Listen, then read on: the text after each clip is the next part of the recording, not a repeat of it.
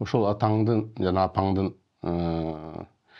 сенин тарбияңа болгон таасири? Атам менен апамга болгон тарбияга болгон таасири,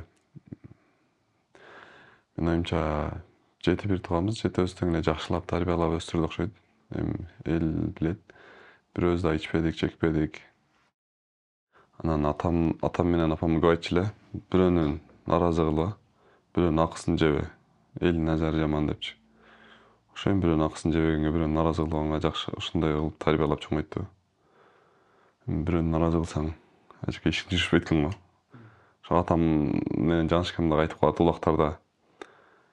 Өзүмөн эми кээде улакта айтышып кетесиң да бирөөлөр мененчи. Өзүмөн жаш балдар менен эле айтышып кетсем, күнөө аларда болсо деле, анан коюшуйт, наразы болуп калды окшойт деп ичимен ойкойт. Анан аркасынан барып, мени ал күнөө анда болсо деле, менден кичинекей болсо деле аркасынан барып кечирим сурап койгон күндөр көп эле болот.